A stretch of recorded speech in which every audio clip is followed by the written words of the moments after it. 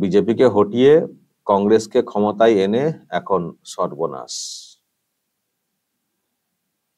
দর্শক দেখুন কর্ণাটকের কি অবস্থা। ভোট শেষ হতেই বেড়ে যাচ্ছে পেট্রোল ডিজেলের দাম কর্ণাটকে, গোটা দেশ জুড়ে নয়, কর্ণাটকে। ওখানকার সরকার সেল ট্যাক্স বৃদ্ধি করে পেট্রোল ডিজেলের দাম পার লিটার 3 টাকা করে বাড়িয়ে দিয়েছে। দেখা যাচ্ছে কর্ণাটকে পেট্রোলের উপর বিক্রয় করের হার বাড়িয়ে 29.84% করার সিদ্ধান্ত নেওয়া হয়েছে, যেখানে ডিজেলের উপর বিক্রয় করের হার 18.44% পর্যন্ত বাড়ানো হয়েছে। আগে পেট্রোলে বিক্রয় করের হার ছিল 25.92%। মোদ্দা কথা 3 টাকা পার লিটার বেড়ে যাচ্ছে পেট্রোল এবং ডিজেলে কর্ণাটকে। এবার ওখানকার মানুষ টের পাচ্ছেন যে কাকে সরিয়ে কাকে এনেছি। ছিল বিজেপির সরকার, আর তাকে সরিয়ে নানান সব সব ফ্রি পাওয়ার জন্য ভোট দেওয়া হলো। এখন তো কানে ফ্রির জায়গায় কানে তো বিড়ি ধরিয়ে দেওয়ার মতো অবস্থা। রাজ্য সরকার পেট্রোল ডিজেলের দাম বৃদ্ধি করে দিচ্ছে। পেট্রোল ডিজেলের দাম কেন্দ্রীয় সরকার বৃদ্ধি করে, আর যে রাজ্যে অন্য সরকার থাকে তারা প্রতিবাদ করে, বিক্ষোভ মিছিল এইসব করে। সেখানে একটা রাজ্যের সরকার তারা হঠাৎ করে পেট্রোল ডিজেলের দাম বৃদ্ধি করে দিচ্ছে, মানে এইরকম দেখা যায়নি, শোনা যায়নি। আগে কখনো শুনেছেন পেট্রোল ডিজেলের দাম বাড়া মানে কেন্দ্রের দোষ, কেন্দ্র বাড়াচ্ছে? কেন্দ্র বাড়ালে রাজ্যেরও কোষাগারে ঢোকে মোটা অঙ্কের টাকা, কিন্তু তারা সেটা স্বীকার করে না। তারা আবার প্রতিবাদ করে, যদি অন্য সরকার থাকে তারা প্রতিবাদ করে যে কেন দাম বাড়লো, কেন দাম বাড়লো, এদিকে পকেটে ভরে নেয়। দাম বৃদ্ধি হলে একটা শেয়ার তো আসে, সেটা ঢুকে যায়, মানে দাম বৃদ্ধি করা হলে এদেরও আশাটাও বৃদ্ধি হয়ে যায়।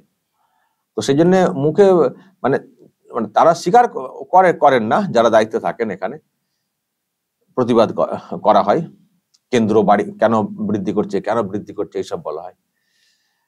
আবার যখন কেন্দ্র কমায় তখন আবার দেখবেন মানে এরা আবার কমায় না।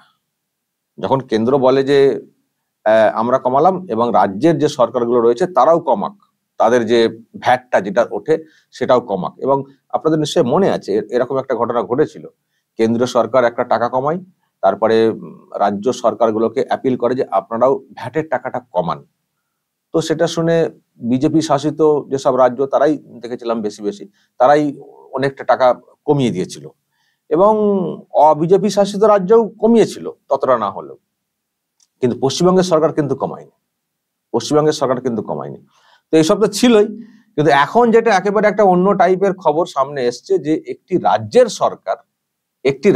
সরকার তারা হঠাৎ করে সেল ট্যাক্স বৃদ্ধি করে দিয়ে পেট্রোল ডিজেলের দামটাকে পার লিটার 3 টাকা, মানে একসঙ্গে এত টাকা বৃদ্ধি কেন্দ্রীয় সরকারও কখনো করেছে কিনা দর্শক বলতে পারবেন? একসঙ্গে 3 টাকা বৃদ্ধি হঠাৎ করে, যেটা একটা রাজ্যের সরকার এইভাবে করে দিয়েছে। কেন্দ্র জানি না কবে করেছিল, কিন্তু ওই অল্প অল্প করে পয়সা করে বৃদ্ধি হতে হতে একটা জায়গাতে আসে, কিন্তু এক ধাক্কায় একসঙ্গে পার লিটার 3 টাকা, বিরাট বৃদ্ধি। তো এটা হয়েছে কর্ণাটকে, মানে সিদ্ধান্ত হয়েছে। ফলে এবার নিশ্চয়ই ওখানকার মানুষ বুঝছেন এতে একেবারে খাল কেটে কুমির এনেছি। ছিল বিজেপির সরকার, নানান সব সুযোগ সুবিধা পাওয়া যেত, ডাবল ইঞ্জিন সরকার চলতো, কেন্দ্রের নানান সব প্রজেক্ট আসতো। এখন সরকারকে উল্টে দেওয়া হয়েছে, কংগ্রেসের সরকার হয়েছে, এখন এই অবস্থা।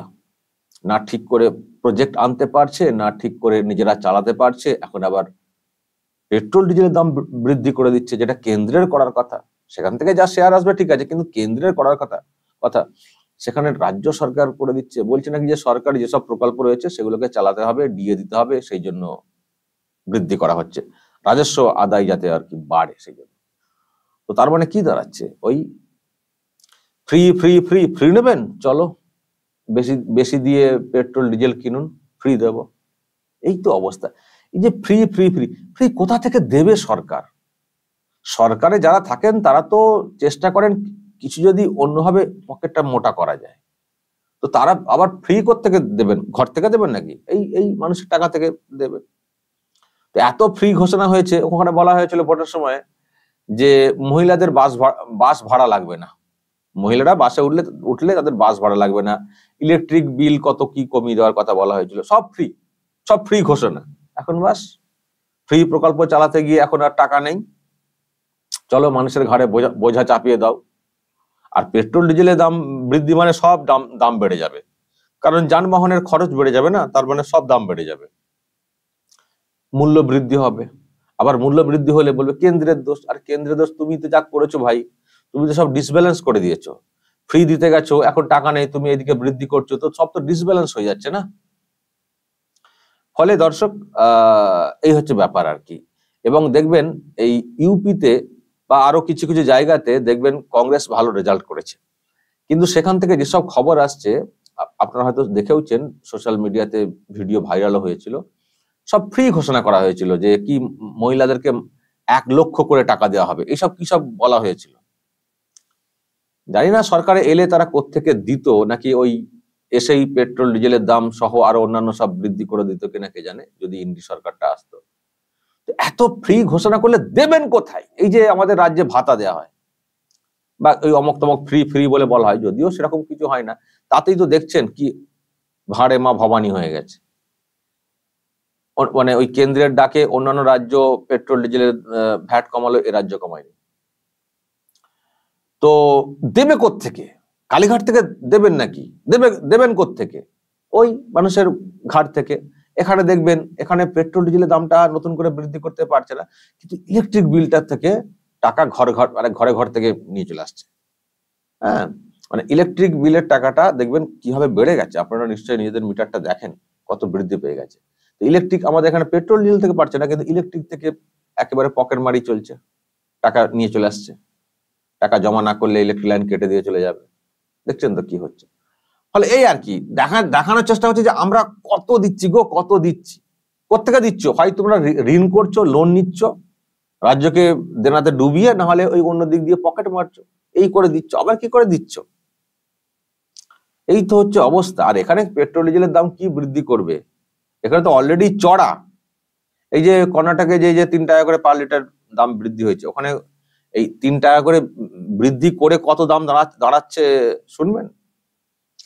লিটারে মানে ডিজেলে পার লিটার 3 টাকা বৃদ্ধি করে, মানে নতুন দাম, এটা দাঁড়াচ্ছে 88 টাকা 95 পয়সা। 88 টাকা 95 পয়সা পার লিটার ডিজেল। এবার আমাদের এখানে দেখুন কত। পেট্রোলে দাঁড়াচ্ছে 3 টাকা বৃদ্ধি করে 102 টাকা 84 পয়সা পার লিটার। এবার এখানে এখন আমাদের এখানে তো বৃদ্ধি হয়নি, কিন্তু এখন কত টাকা পার লিটার দেখুন। এবার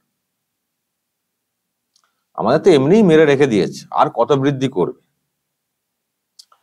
তো সেখানে এখন যাই হোক, কর্ণাটকে একরকম রেট ছিল, ওখানকার মানুষ বৃদ্ধিটা ফিল করছেন। আমাদের কাছে হয়তো মনে হচ্ছে ও বৃদ্ধি করে এই দাঁড়িয়েছে 88 টাকা 102 টাকা, তো আমরা তো আরো বেশি দাম দিয়ে কিনি।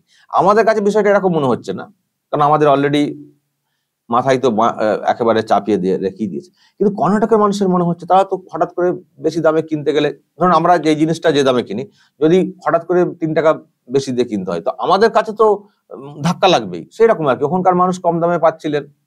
আগের যে সরকারটা ছিল ঠিকঠাক পেট্রোল ডিজেলের দামটা রেখেছিল, বা ওই কেন্দ্র যেমন বাড়ায় সেই মতো করেই চলছিল।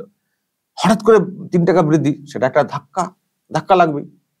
সে ধাক্কা লাগছে কর্ণাটকের মানুষের, বড় ধাক্কা লাগছে, এবং ভাবনাও আসছে কি করেছি, কাকে সরিয়ে কাকে এনেছি। আর আমার মনে হয় এই ধাক্কা দেশের আরো অন্যান্য জায়গাতেও লাগবে। কংগ্রেসের সরকার যেখানে রয়েছে, বা যেখানে কংগ্রেস বলছিল, এবং দেখবেন সব জায়গাতেই কংগ্রেস বলে ফ্রি দেবো, গ্যাস সিলিন্ডার ফ্রি দিয়ে দেবো, এই সব ফ্রি দিয়ে দেবো। আরে ভাই, যেখানে ফ্রি দিচ্ছ সেখানে দিতে গিয়ে আজকে কি বাঁশটা করে দিয়েছো, কানে তো বিড়ি ধরিয়ে দিয়েছো ফ্রি চক করে ফেলে। তো এই হচ্ছে কংগ্রেস শাসিত একটি রাজ্যের ব্যাপার। এবার যদি আপনাদের কিছু বলার থাকে বলবেন, যা বলার। আগামী দিনে বাংলার ভবিষ্যৎ কি হতে চলেছে সেই সম্পর্কেও বলবেন। এখানে তো কাজ কাম নেই, চাকরি বাকরি নেই, ওখানে তাও আবার ডিএটা ঠিক করে দেয়, এখানে তো ডিএটাও ঠিক করে দেয় না। তো এরা যদি ডিএ ঠিক করে দিতে যায়, যেভাবে কান্নাকাটি করছে শাসক, তাহলে এরা যে কত টাকা বৃদ্ধি করবে পেট্রোল ডিজেলের, ওই আর কি। সব ঘুরিয়ে ফিরিয়ে সব এক।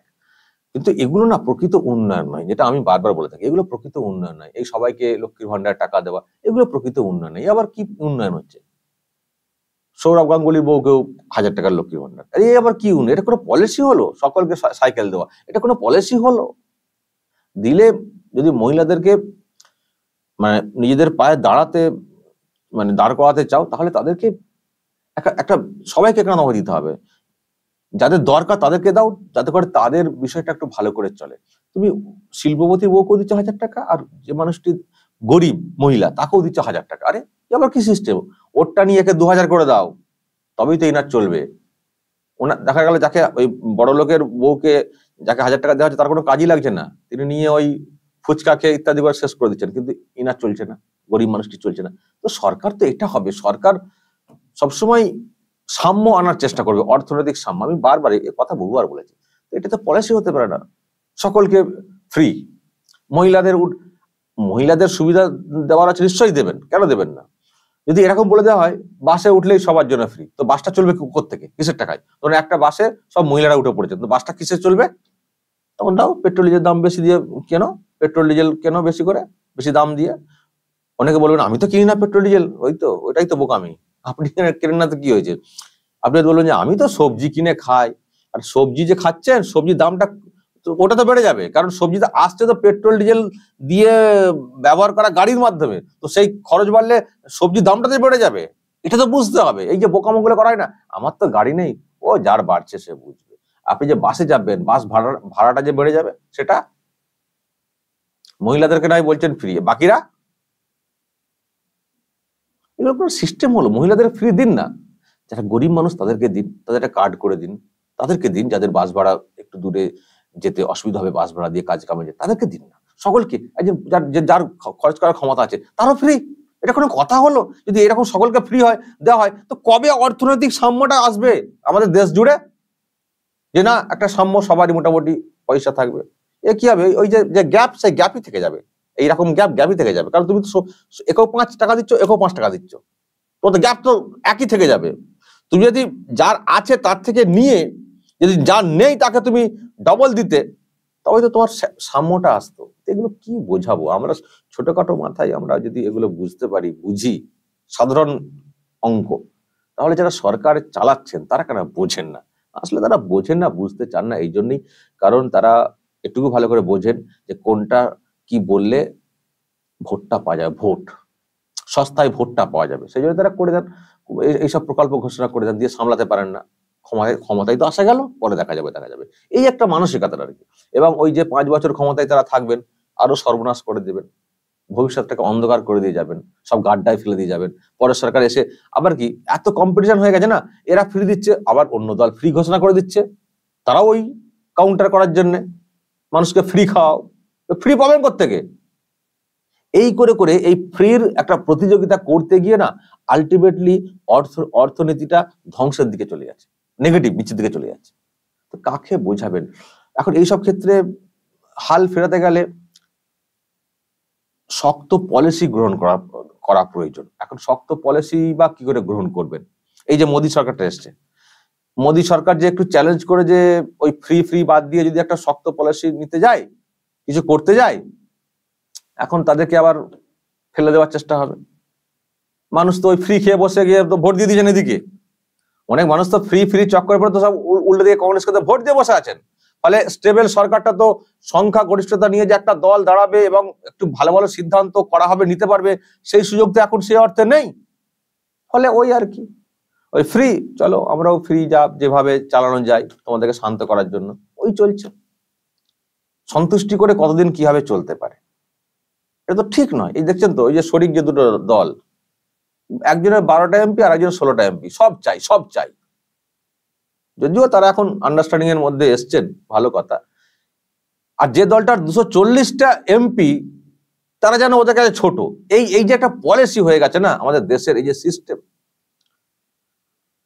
এতে করে কি হচ্ছে? এতে করে ওই একটা যে শক্ত সিদ্ধান্ত যে নেব, এই যে সস্তার যে পলিটিক্স, সেগুলোকে যে বন্ধ করব, তার উপায়টা থাকছে না। একটা যে নতুন পলিসি নিয়ে সরকারটা এগোবে, সে করতে দেওয়া হয় না। এই যে কৃষি পলিসি যেটা নেওয়া হয়েছিল, সেটাকেও দেখছেন তো কি হলো। এবারে ক্ষমতায় টিকে থাকতে গেলে এদেরকেও ভাবতে হচ্ছে, কখনো কখনো সরে আসতে হচ্ছে। তো এই যে সস্তার পলিটিক্স খাইয়ে দেওয়া দেশের মানুষকে, এটা একটা নতুন একটা টেন্ডেন্সি তৈরি হয়েছে। সেটা করতে গিয়ে আলটিমেটলি খাদে পড়ে যাচ্ছে। একটা রাজ্যের সরকার, ভাবুন, রাজ্যের সরকার, ওটা দেশের না, সে খাদে পড়ে গেছে। সে এখন পেট্রোল ডিজেলের দাম বৃদ্ধি করছে। কখনো শুনেছেন রাজ্য সরকার এইভাবে বৃদ্ধি করে? দর্শক বলবেন যা বলার কমেন্ট বক্সে, নজর রাখবেন আরামবাগ টিভিতে।